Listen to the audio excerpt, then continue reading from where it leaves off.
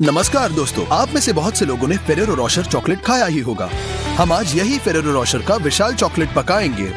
आइए देखते हैं इसके अंदर क्या है। बाहर का कवच नट्स और चॉकलेट का बना हुआ है, फिर एक क्रंची लेयर, चॉकलेट पेस्ट और हेजलनट्स। इतना ही। पहले हम आवश्यक सारी सामग्री की खरीदी करेंगे। हमने मिल्क चॉकलेट खरीदी। अब लेंगे बहुत सारी चीनी, कोको पाउडर के 2 बड़े बक्से, 5 किलोग्राम मक्खन के 2 बक्से। हमें स्टोर में किसी और चीज की जरूरत नहीं है। हम चेकआउट पर जाते हैं। हमने पूरे $190 की खरीदी की है। हमने ऑनलाइन ऑर्डर से मंगाया मुरमुरे का बड़ा पैकेट, 10 किलोग्राम मूंगफली और हेजलनट्स का पैकेट। इन सामग्रियों का खर्चा हुआ $137।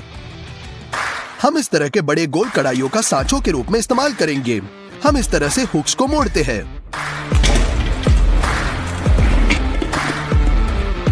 और हैंडल को हटाते हैं।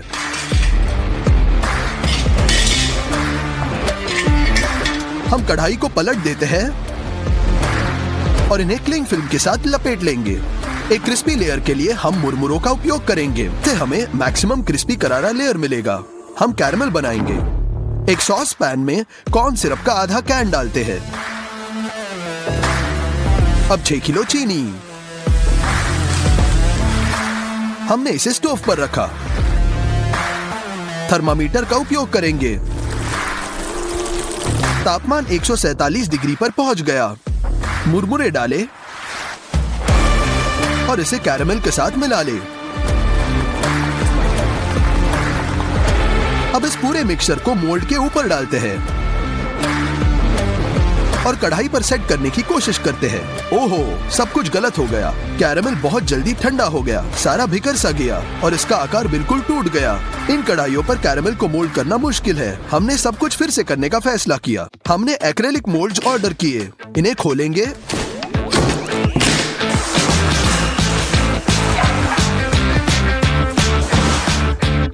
और बाहर निकालते हैं। मेरी राय में एकदम आइडियल है। हम सेमी सर्कुलर मोल्ड्स के अंदर वाले दीवारों पर कैन से तेल स्प्रे करते हैं ताकि इस पर कैरमल चिपका न रहे। इस बार मुरमुरों को स्टिकी करने के लिए हम मार्शमेलो का उपयोग करेंगे। एक कटोरे में 2 पैक मार्शमेलो डालते हैं। हमने इन्हें माइक्रोवेव में रखा। वे अच्छी तरह से पिघल गए हैं। एक इलास्टिक क्रीम हमारे कैरमल को स्थिर बनाएगा। हम इसी कटोरे में मुरमुरे डाल देंगे। सभी को एक स्पैचुला के साथ मिलाएं। ये एक चिपचिपा कंसिस्टेंसी देता है। मुझे लगता है कि हम इस बार सफल होंगे। ग्लव्स पर तेल स्प्रे करें ताकि मार्शमेलो हाथों से ना चिपके। हम ये मिश्रण को मोल्ड्स में डालते हैं और इसे आकार के अनुसार फैलाएंगे। हम इसे कई बार दोहराएंगे जब तक हम अंदर से दीवारों को पूरी तरह से कवर नहीं करते। हो गया। अगला स्टेप है अंदर का चॉकलेट पेस्ट। हम मक्खन के 2 बक्से लेते हैं। इसे बाहर निकालते हैं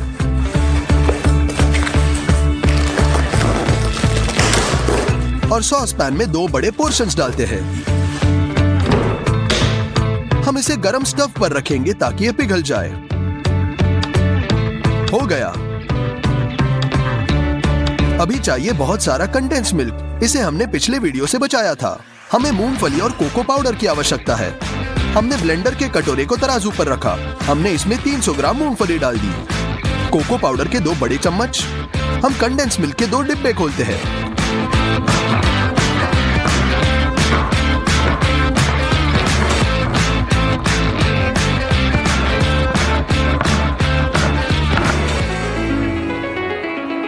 इन्हें भी डाल देंगे।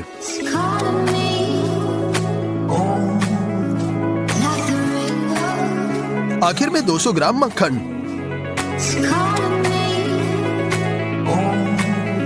ढक्कन से ढक देंगे। हम इसे मिक्सर में लगाकर इसे शुरू करते हैं।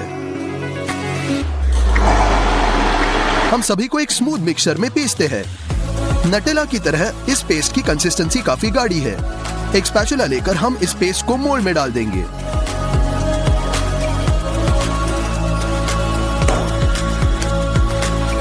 हमें इसे और बहुत बार करना होगा।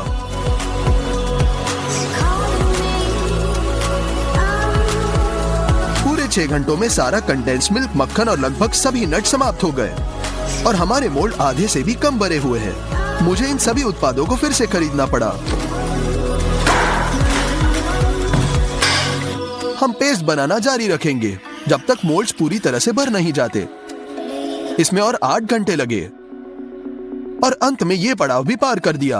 अगले लेयर में होगा हेज़लनट। हमें हेज़लनट्स के 2 विशाल हिस्से बनाने हैं। इसके लिए बहुत ज्यादा हेज़लनट्स लगेंगे। अब हेज़लनट्स कच्चे हैं और बिना किसी खुशबू के। इन्हें तैयार करने के लिए इन्हें 2 बेकिंग शीट में डालें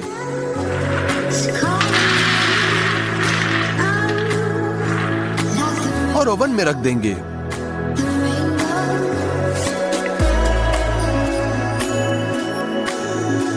मिनट तक गर्म होने दे और ये खुशबू छोड़ देंगे। नट्स को चिपकाने के लिए हम फिर से कैरामेल पकाएंगे। साहित्य बिल्कुल वही है, कॉर्न सिरप, चीनी का 1 पैकेट और पानी। हम इसे स्टोव पर रखते हैं और थर्मामीटर का उपयोग करना नहीं भूलेंगे। जैसे ये 145 डिग्री का हो जाता है, हम तैयार नट्स को बाहर निकालकर इन्हें सॉस पैन में डाल देंगे।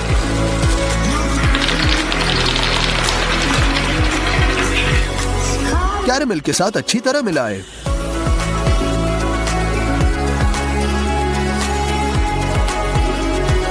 हम इन्हें मोल्ड्स के आकार के समान कटोरे में डाल देंगे। हो गया। जैसे ही कैरामेल सख्त हो जाता है, हम कटोरों को हटा देते हैं। बटर पेपर को फाड़ दे। ये रहा विशाल हेज़लनट का आधा हिस्सा। 1 नहीं बल्कि 2। इन्हें मोल्ड के बीचों बीच चॉकलेट पेस्ट में दबाएंगे।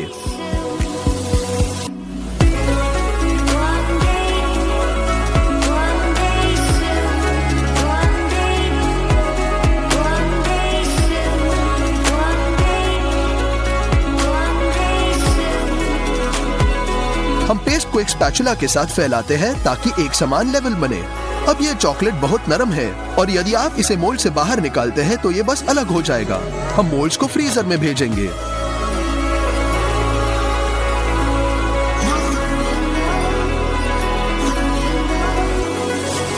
वहां वे ठंडे हो जाएंगे और चॉकलेट फिलिंग गाढ़ी हो जाएगी। चॉकलेट केवल 2 दिन बाद पूरी तरह से ठंडी हो गई थी। इसे निकालने से पहले हमें बहुत सी चीजें तैयार करनी होंगी। सबसे पहले पैकेजिंग। हमने इस तरह के पैकेज गोल्ड पेपर खरीदे। डिजाइन को दोहराने हम इसे अपने हाथों से कुचलेंगे। फिर हम इसे वापस सीधा करते हैं। हम डबल साइडेड टेप को खोलते हैं और ऐसी एक और शीट को चिपका देंगे।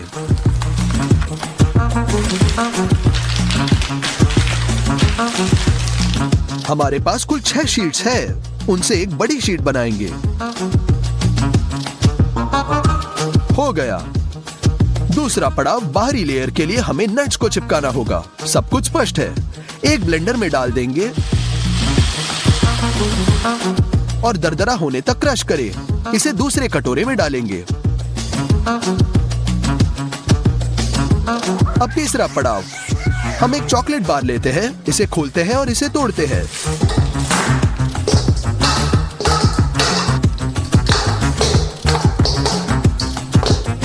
हम इन टुकड़ों के साथ पूरे कटोरे को भरते हैं। हम इसे स्टीमिंग से पिघलाते हैं। इसकी मात्रा कम हो जाएगी। थोड़ा और चॉकलेट डालेंगे। यह गर्म चॉकलेट का एक कटोरा हो गया। आखिरकार हिस्सों को चिपकाने के लिए कुछ और चॉकलेट पेस्ट बनाएंगे।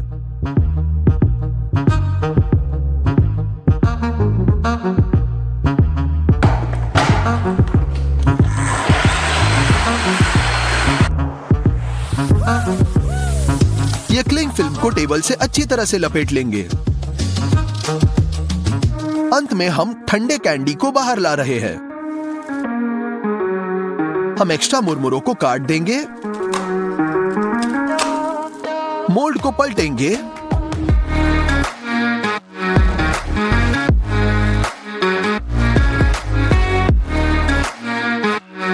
ये रहा आधा हिस्सा। अब दूसरा।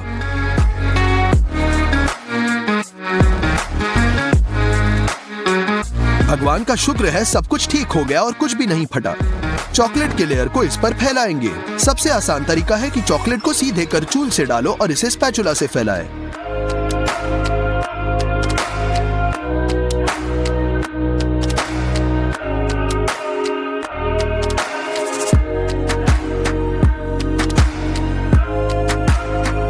अब ऊपर छिड़केंगे दरदरे नट्स, ये पूरे कैंडी से चिपक जाने चाहिए।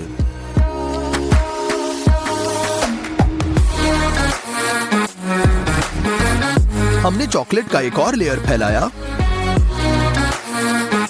इसे सीधे एक स्पैचुला के साथ नट्स के सहित मिलाएंगे ताकि ओरिजिनल लगे। हो गया, एकदम परफेक्ट। हम दूसरे मोल्ड के साथ सभी चीजें दोहराएंगे। जैसे ही चॉकलेट जम जाएगा, हम क्लिंग फिल्म को काटते हैं और एक मोल्ड को बोर्ड पर पलट देंगे। फिल्म को हटा देंगे। चॉकलेट के हिस्सों को चिपकाने के लिए चॉकलेट पेस्ट फैलाएंगे।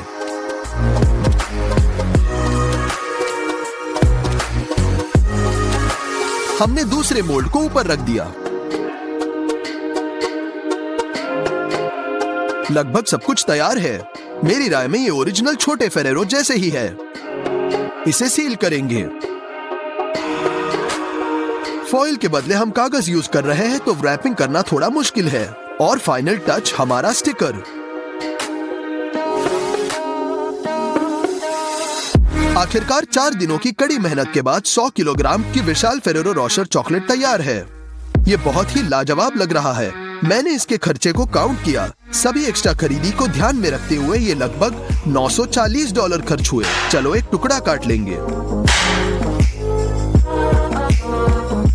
नमस्कार दोस्तों, हम सबसे लंबे समय का पिज्जा तैयार करेंगे। हम पूरे 4 दिन लगने वाले हैं। पहला दिन, हम सबसे लंबे समय के डो को शुरू करेंगे। कटोरे में 270 ग्राम आटा लेते हैं। साथ ही 30 ग्राम साबुत अनाज भेजेंगे। 200 मिलीलीटर पानी डालते हैं और इसे मिक्सर में रखेंगे। नोजल को दबाएंगे और लगभग 5 मिनट के लिए आटा गूंद देंगे। कटोरे को निकालते हैं। क्लिंग फिल्म के साथ कवर करें और 1 घंटे के लिए फ्रिज में डालें। फिर इसे वापस बाहर निकालते हैं और इसे मिक्सर में रखेंगे। कटोरे में थोड़ा ठंडा पानी डालते हैं और 5 ग्राम लाइव खमीर तोड़ेंगे। मिक्स करें। मिक्सर में डाल दें। नमक डालेंगे और गूंदेंगे। एक कटोरा लेकर ऑलिव ऑयल डालेंगे और इसे अपने हाथ से धब्बा करेंगे। गूंदे हुए आटे को एक कटोरे में भेजते हैं।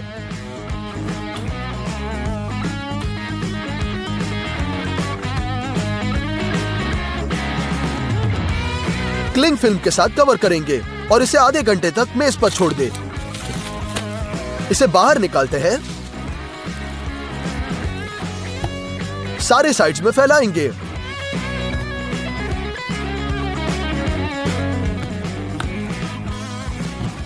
और इसे वापस कटोरे में डालते हैं। फिर से क्लिंग फिल्म के साथ कवर करें और आधे घंटे के लिए छोड़ दें। यही चीज को फिर से दोहराएंगे। अब हम पिज्जा के लिए डिजाइन किए गए सबसे लंबे समय के डो को बनाएंगे। इस डो की जादू ये है कि ये गर्मी में नहीं बल्कि ठंड में अपने आप को बढ़ाता है। इस फैक्ट के कारण खमीर बहुत धीरे धीरे बढ़ता है। आटे में बिल्कुल अलग स्वाद होता है।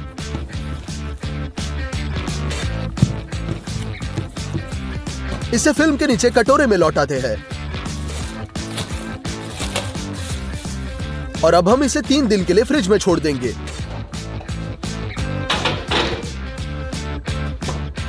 एक अनरियल सॉसेज के लिए सामग्री तैयार करते हैं। कटोरे में पानी डालते हैं।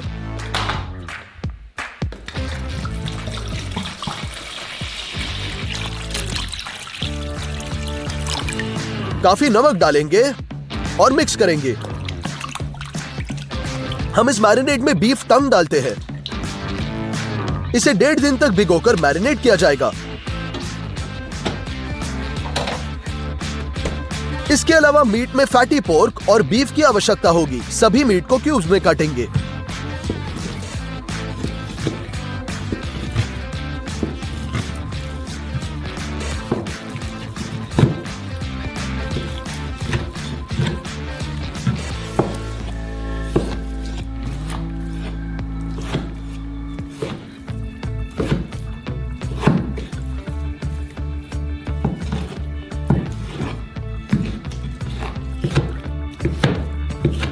अब नाइट्राइट सॉल्ट मांस पर छिड़केंगे। ये एक प्रिजर्वेटिव के रूप में काम करेगा और हमारे सॉसेज के शेल्फ लाइफ को बढ़ाएगा। हम नॉर्मल सॉल्ट भी डालते हैं। ये सब मिलाएंगे। कटोरे में मीट को डालेंगे। ढक्कन के साथ कवर करते हैं और फ्रिज में भी मैरिनेट होने दे। दूसरा दिन, पिकल्ड मशरूम, लेकिन ये नहीं, एक सॉस पैन, लहसुन डालेंगे, थोड़ा लौंग, मिर्च, सरसों के बीज, नमक और चीनी। हम मिर्च को काट लेंगे।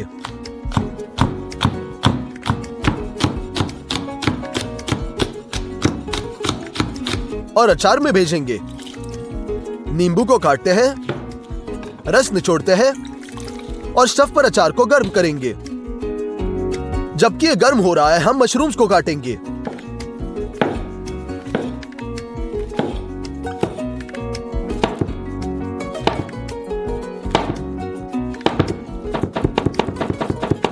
मैरिनेड उबल गया है और आप इसमें मशरूम भेजेंगे।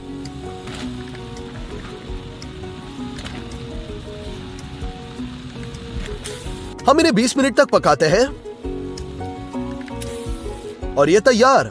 हम उन्हें एक जार में डाल सकते हैं।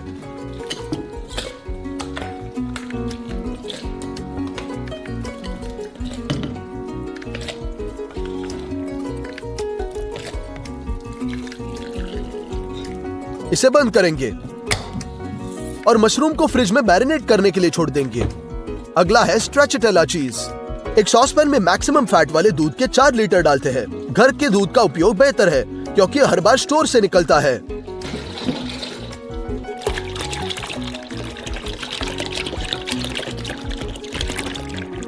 पैन को स्टव पर रखेंगे,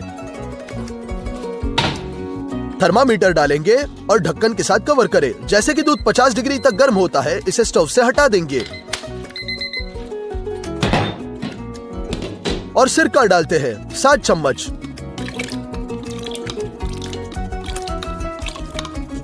इसे मिलाते हैं। दूध धीरे धीरे फट जाएगा और हमने पनीर की इतनी बड़ी गांठ इकट्ठा की है। अतिरिक्त नमी को निचोड़े ताकि पनीर घना हो। पनीर को वापस पैन में डालेंगे और स्टव पर। ये पूरे सिरम में नमक जाएगा। गरम मट्ठे में हम डुबोते हैं और चीज को फैलाते हैं। इस प्रकार नमकीन होगा। लगभग 10 मिनट बाद हम चीज को लंबे स्ट्रिप्स में फैलाते हैं और इसे ठंडे पानी में डालेंगे ताकि ठंडा हो जाए। इतना ही। हम हैवी क्रीम खोलते हैं और इसे कटोरे में डालेंगे। नमक जोड़ेंगे और मिक्स करेंगे। अब हम चीज लेते हैं। इसे 10 सेंटीमीटर के पीसेस में काटेंगे, जिसके बाद हम ऐसे कैंची के साथ पतले स्ट्रिप्स में काटते हैं और उन्हें नमकीन क्रीम में डंप करेंगे।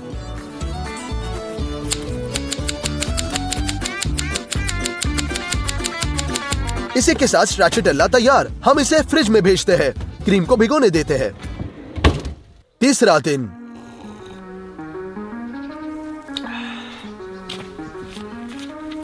आखिर में हम सॉसेज बनाएंगे।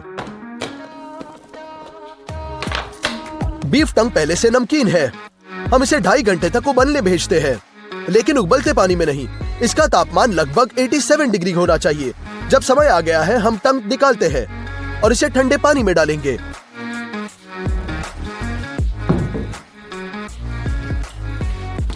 अब एक चाकू का उपयोग करके हम बाहरी आवरण को तब तक काटेंगे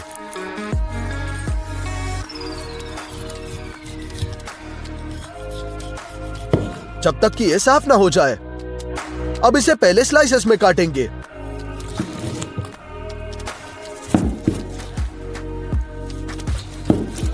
फिर स्ट्रिप्स में और अंत में छोटे क्यूब्स में।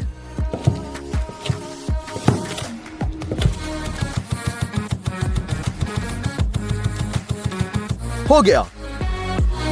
फिर हम अपने नमकीन मांस को रेफ्रिजरेटर से बाहर निकालते हैं। इसे चक्की के तश्तरी में डालते हैं और इसे कीमे में मोड़ेंगे।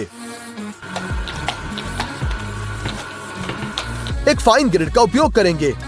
या हम सबसे बारीक कीमा चाहिए। हो गया। अब हम इस कीमे को एक ब्लेंडर में डालते हैं। एक सॉसेज के जूस के लिए फॉस्फेट, लाल मिर्च और बर्फ के बजाय मिल्क पाउडर डालते हैं। हम ब्लेंडर में लगाते हैं और बस इसे एक इमल्शन में पीसेंगे। हो गया। हम इमल्शन को कटोरे में भेजते हैं।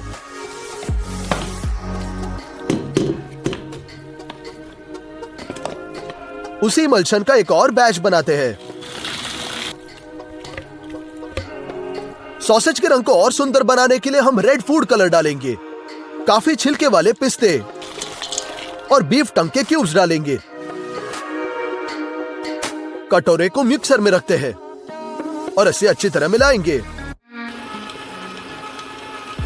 हो गया। ये सॉसेज है, केवल अपने कच्चे रूप में। इसे कुकिंग बैग में भेजेंगे ताकि सॉसेज के साथ आसानी से बाहर न जा सके।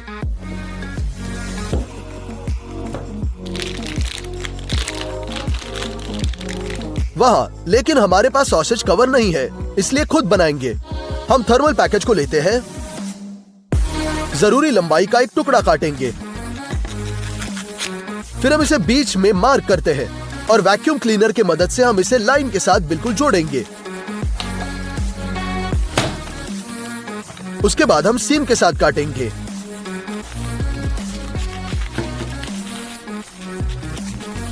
और दो गोले मिलाते हैं। कुकिंग बैग की नोक काट देंगे और इसे भरेंगे।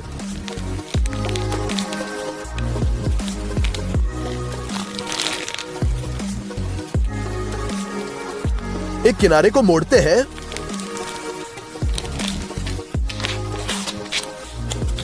और इसे धागे के साथ ठीक करते हैं। दूसरे के साथ भी ऐसा ही करेंगे। एक्स्ट्रा काट लेंगे। सॉसेज को बहुत कसकर पैक किया जाना चाहिए ताकि ये सीधे गिरने पर स्प्रिंग हो जाए। हमने 2 छड़े बनाए और मरमाइट में सॉसेज पकाएंगे। मिनिमम सा पानी डालेंगे। मिनिमम लेवल तक। पानी के साथ गैस को लिमिट सेट करते हैं। मैक्सिमम हीटिंग सेट करेंगे। अब मेरे पास 80 डिग्री है। सभी को गर्म करने के लिए समय देंगे और सॉसेज पकाएंगे। खाना पकाने के आधे घंटे बाद हम थर्मामीटर चिपकाएंगे और पहले से ठंडा पानी तैयार करेंगे। जैसे ही सॉसेज 70 डिग्री का होता है, हम इसे बाहर निकालते हैं और जल्दी से ठंडा करेंगे। इस समय पूरी तरह तैयार है।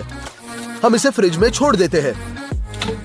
आखिरी, चौथा दिन, हम एक क्रीमी पिज्जा सॉस बनाएंगे। इसके लिए हम एक कटोरे में क्रीम चीज का एक पैकेज भेजेंगे।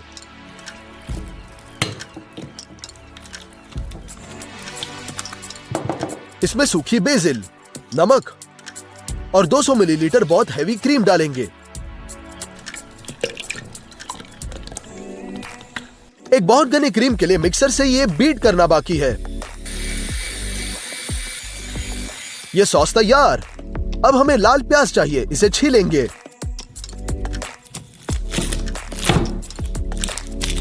और इन छोटी पंखुड़ियों को अंदर से निकालते हैं। प्याज के बचे हिस्से को क्यूब्स में काटेंगे।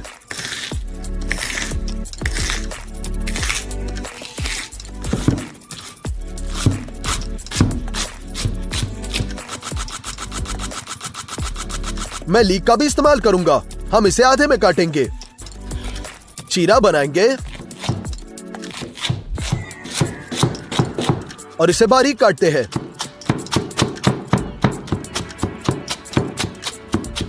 मैं एक छोटे फ्राइंग पैन में 2 प्रकार के प्याज भेजूंगा। यहां कुछ पानी और चीनी। इसे मिलाएं और प्याज को एक असामान्य स्वाद देने के लिए विस्की डालेंगे। मध्यम हीट पर प्याज को ऐसे ट्रांसपेरेंट बैंगनी रंग में कैरमलाइज करेंगे। वो तैयार है। हम इसे कटोरे में डालते हैं। प्याज की पंखुड़ियों को बस जल्दी से तला जाएगा। अपने पिज्जा को इसे वुड फायर ओवन में पकाएंगे। बस जलाऊ लकड़ी जोड़ने की जरूरत है ताकि ये ठीक से गर्म हो।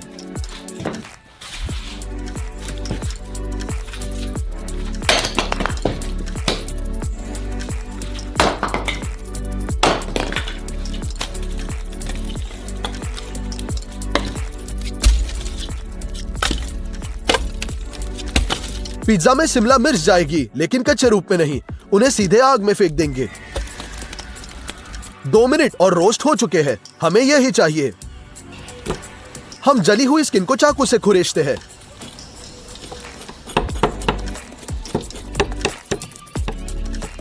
और इसके साथ हम धुएं की सुगंध के साथ अमेजिंग पल्प की प्रतीक्षा कर रहे हैं।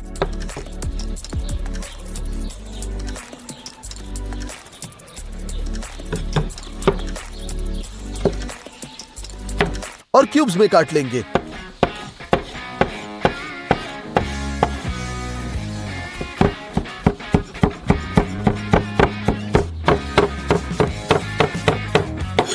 चलो हमारा होममेड सॉसेज खोलते हैं। हमने इसे काट दिया।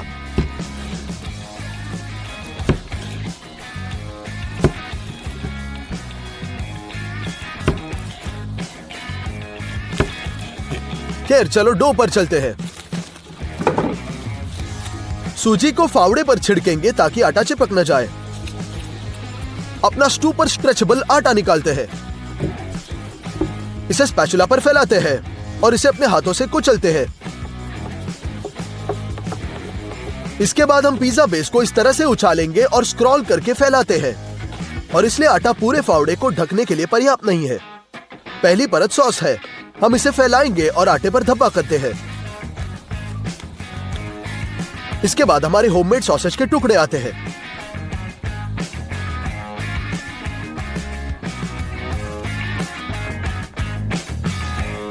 पिकल्ड मशरूम का एक जार खोलेंगे और फैलाएंगे।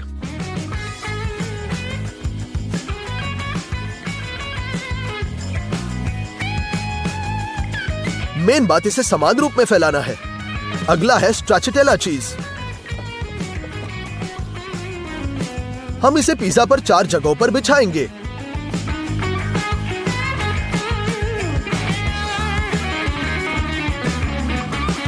तली हुई प्याज की पंखुड़ियां और विस्की फ्लेवर्ड कैरेमलाइज्ड प्याज फैलाते हैं।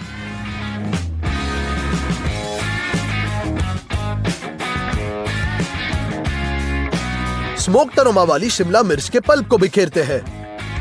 चूल्हा गर्म हो गया है। हम कोयले को दीवारों के करीब धकेलते हैं।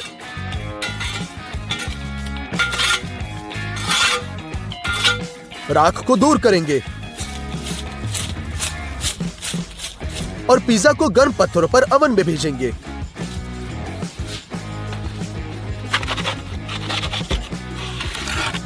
लगभग 5 मिनट के बाद हम इसे चारों ओर मुड़ते हैं, क्योंकि अंगारों से गर्मी बहुत मजबूत है।